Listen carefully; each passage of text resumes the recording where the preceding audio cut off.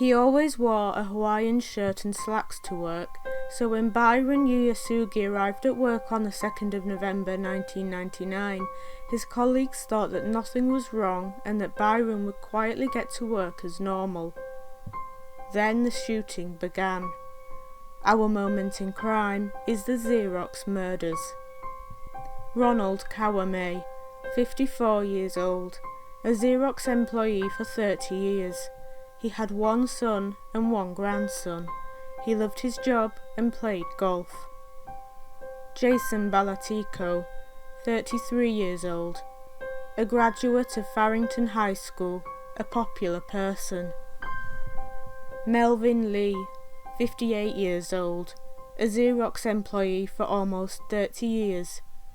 Married, he had a big heart, retirement was within reach.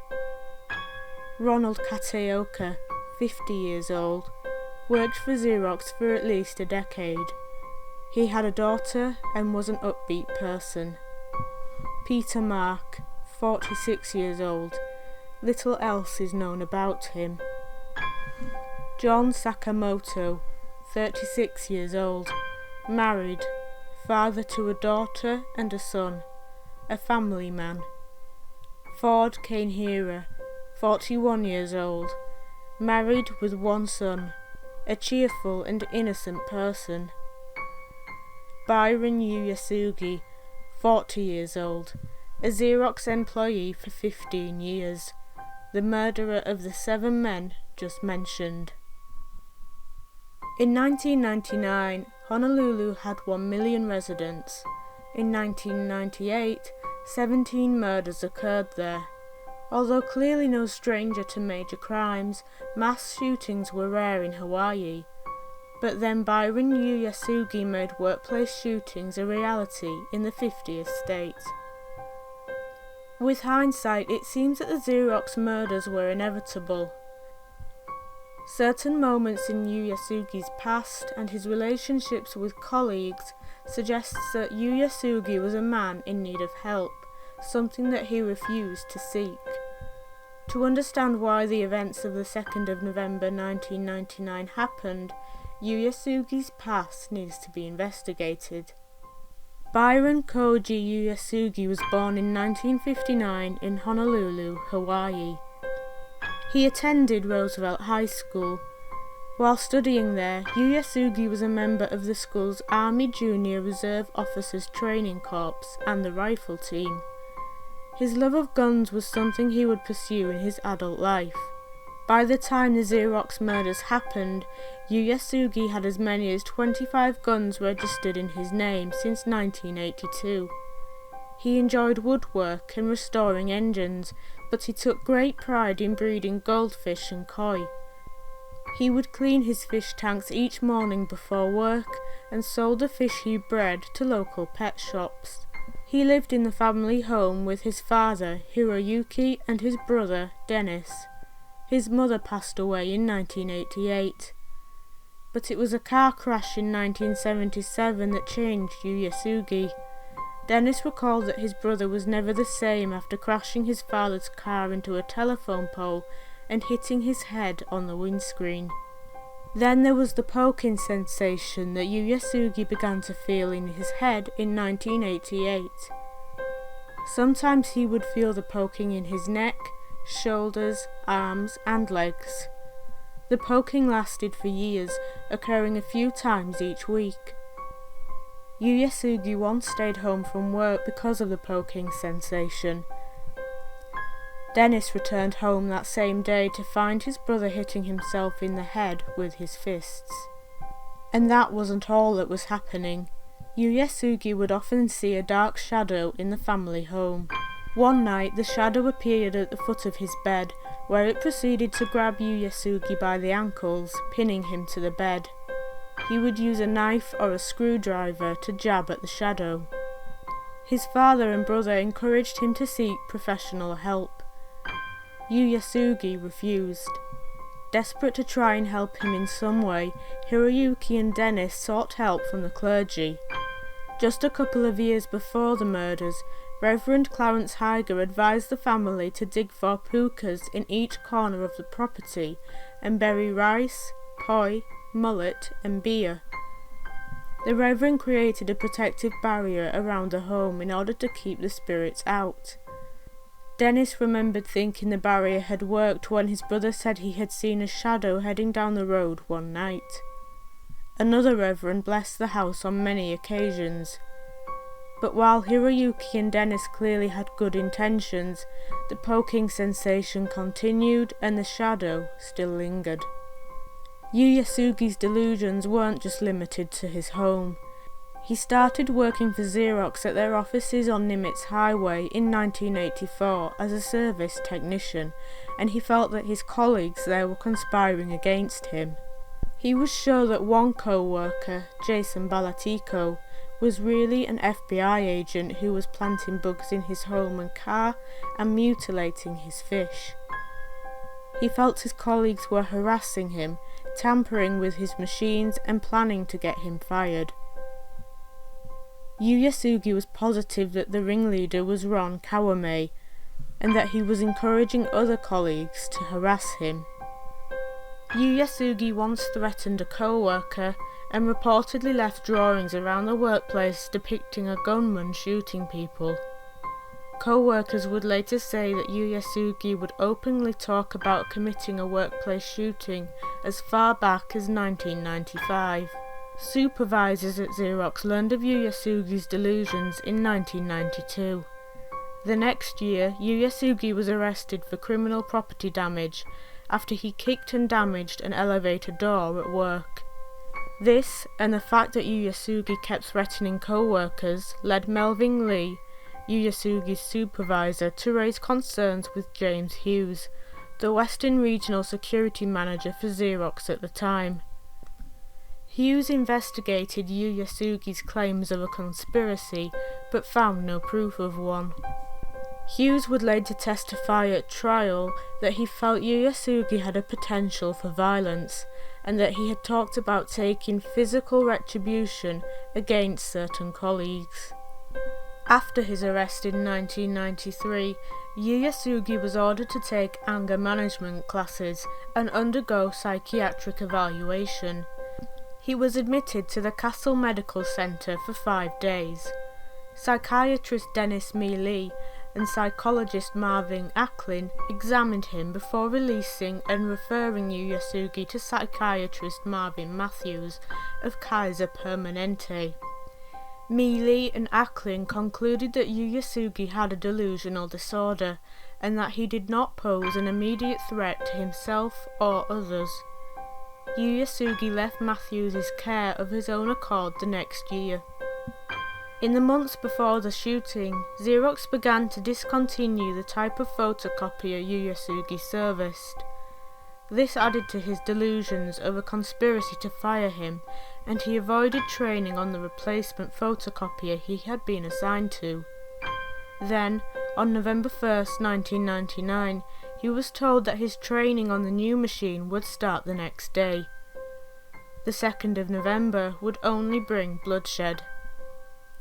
Yu Yasugi later told psychiatrist Dr. Michael Wellner, "I decided to give them a reason to fire me."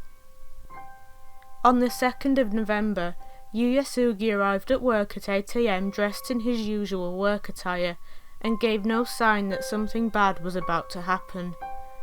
In fact, when the shooting happened, employees loading parts in a warehouse thought they were hearing the sounds of clanging metal. Lance Hamura spoke to Yu Yasugi moments before the shooting began. Hamura described him as calm and normal. After speaking to Hamura, Yu Yasugi hid behind a water cooler on the 2nd floor of the Xerox building.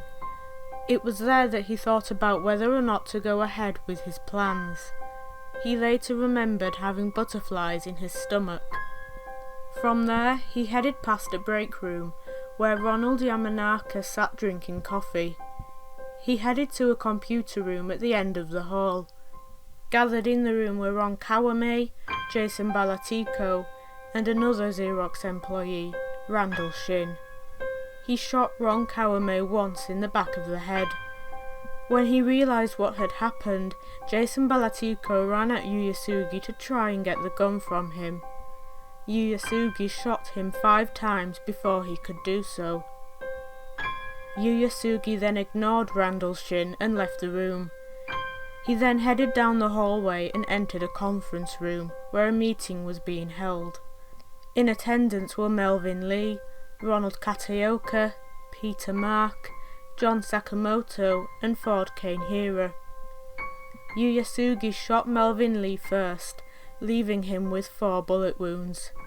He then shot Ronald Kataoka 4 times, Peter Mark twice, John Sakamoto 4 times, and Ford Kanehira 5 times. It's believed that Yu Yasugi had to reload his gun, a 9mm semi-automatic Glock, in order to kill Ford Kanehira. All 7 men died before the emergency services arrived. From there, he proceeded to chase another employee, Steve Matsuda. Matsuda escaped out the front door, and Yu Yasugi decided not to follow him as it would leave him exposed. Instead, he left the building through a back exit and stole a company van. He drove 5 miles to the Hawaii Nature Center, where the police would find him after being alerted to his presence there by a jogger. The police negotiated with Yu Yasugi for hours, and he told the police, "I had to do what I had to do to make a point." While the negotiations continued, crisis counsellors comforted Xerox employees. Schools close to the standoff went into lockdown.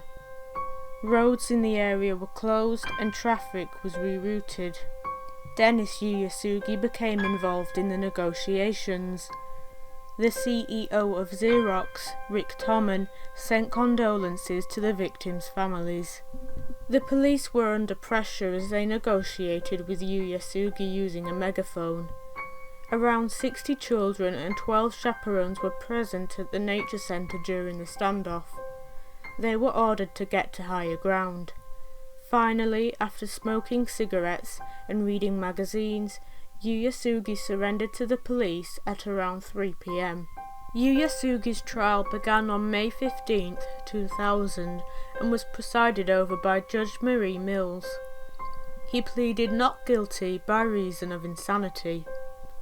What the trial needed to determine was if Yu Yasugi was insane at the time of the shooting or if he knew right from wrong and planned the murders. Rodney Ching, Yu Yasugi's defense attorney, didn't argue that his client wasn't the perpetrator. He knew his client had murdered 7 people. He put forward the argument that Yu Yasugi's delusional disorder affected his ability to know right from wrong. Ching presented Dr. Park Dietz and Dr. Darrell Matthews as experts at the trial. They testified that Yu Yasugi was insane, citing the diagnosis he'd received at the hospital. Prosecutor Peter Carlisle argued the opposite. He acknowledged Yu Yasugi's mental illness, but said that he knew right from wrong and that he could control his actions. One of the prosecution's expert witnesses, Dr. Harold Hall, testified that Yu Yasugi met the criteria for a diagnosis of schizophrenia, but stressed that he did not meet the criteria for either insanity or an extreme mental disturbance. Dr. Michael Wellner also testified for the prosecution, agreeing with the diagnosis of schizophrenia. He made it clear that the shooting happened because of Yu Yasugi's anger at his co-workers, and not his delusions. Dr. Wellner felt that Yu Yasugi's own account of the crime showed that he knew what he had done was wrong, and pointed out that his victims were the ones Yu Yasugi felt were conspiring against him. The jury agreed with the prosecution and did not accept the insanity plea. They found Yu Yasugi guilty of 7 murders and 1 attempted murder. Yu Yasugi received a life sentence with no chance of parole. The Tallahatchie County Correctional Facility in Tutwiler, Mississippi, is the place that Yu Yasugi now gets to call home. In 2002, the state of Hawaii Supreme Court upheld Yu Yasugi's conviction. Since then, Yasugi has contemplated fighting his conviction by arguing that he was poorly represented at trial. Xerox and the hospitals that evaluated Yasugi settled a lawsuit brought by the victims' families in 2005. The families felt that both parties had failed to prevent the shooting based on what they said were obvious signs of Yasugi's mental illness. Xerox also set up a $400,000 college scholarship fund for the victims' children. Yasugi has continued to say that he is not mentally ill. Despite this, a state legislature has since passed a law that requires doctors to reveal information about the mental state of a person applying to buy guns. Xerox has since vacated the building at 1200 North Nimitz Highway. The building remained empty until 2004, when the producers of the TV show Lost built a soundstage in the building to film indoor scenes. But the memory of the shooting still lingers, due to the fact that it is the worst mass murder in Hawaii's history. Speaking about the murders, Mayor Jeremy Harris said, "This is tragedy. We live in the safest city in the United States. A mass murder like this is a shock to everybody. It shows that this violence permeates in the entire culture."